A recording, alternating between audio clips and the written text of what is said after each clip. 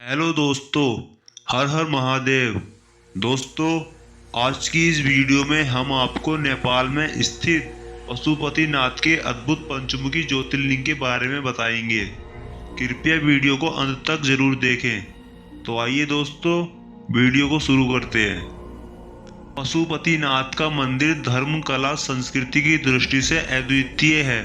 काशी के कड़कड़ में जैसे शिव माने जाते हैं, वैसे ही नेपाल में पग पग पर मंदिर हैं। जहाँ कला बिखरी पड़ी है, इस कला के पीछे धर्म और संस्कृति की जीवंतता छिपी हुई है।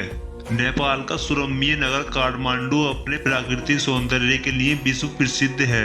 यहाँ का मौसम प्रकृति को हर माह हरा भरा रखने के लिए अनुकूल है।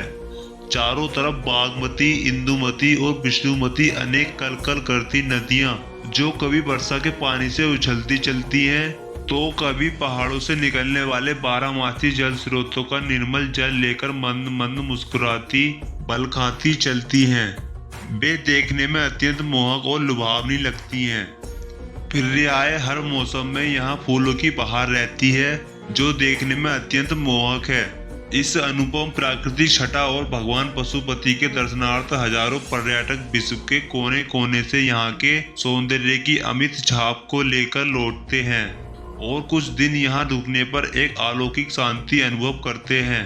जो नर नारी यहाँ तपस्या जब भगवान आशुतोष की श्रद्धा भक्ति पूर्वक पूजा अर्चना करते हैं, उनकी सभी मनोकामनाएं पूरी होती हैं। पशुपति के देदीप्यमान चतुर्मुखी लिंग को कुछ विद्वान ज्योतिर्लिंग मानते हैं और कुछ विद्वान इसे ज्योतिर्लिंग नहीं मानते।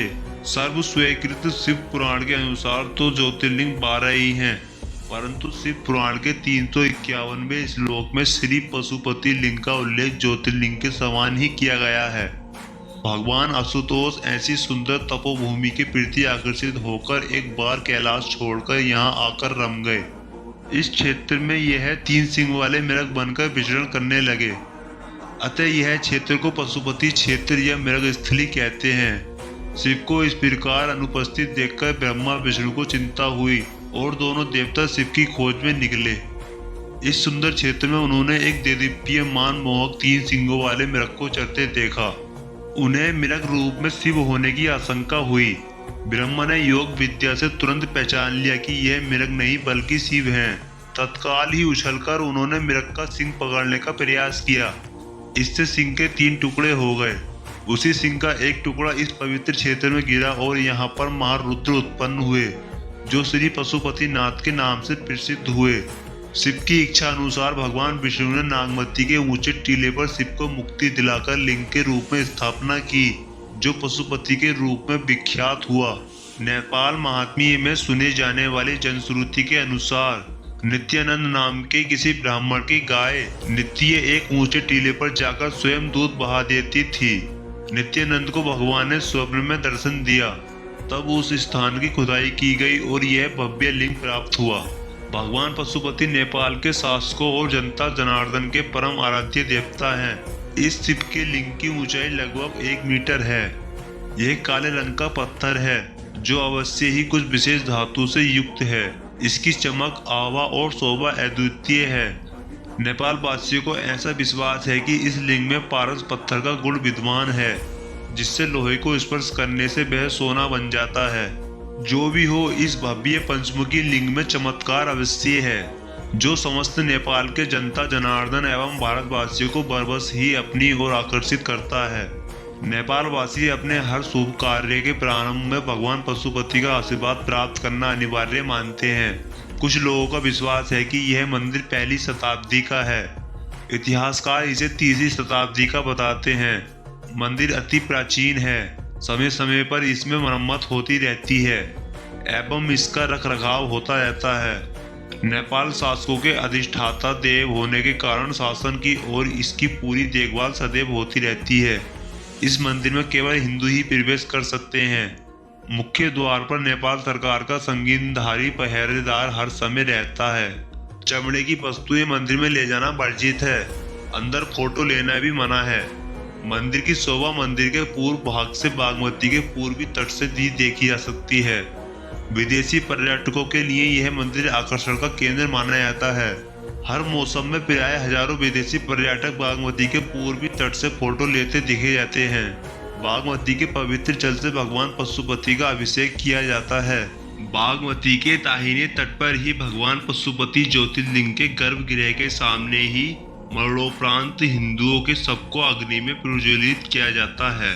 नेपाल वासी मरने से पूर्व अपने परिजनों को अंतिम सांस से कुछ समय पहले यहाँ ले आते हैं, जिससे पवित्र नदी के स्नान और गोदान के बाद ही मृत्यु प्राप्त हो, ताकि मोक्ष प्राप्त हो सके। मृत व्यक्ति के पैर बागमती में लटका देते हैं। कभी कभी कोई मृतक इस प्रक्रिया से पुनर्जीवित हो जाता है, जैसा कि लोगों में विश्वास है। आमतौर पर ब्राह्मण ही सबको स्नान कराते हैं और मस्तक पर पशुपति का चंदन लगाते हैं। तत्पश्चात कफन में लपेटकर दाह कर्म संपादित कराते हैं।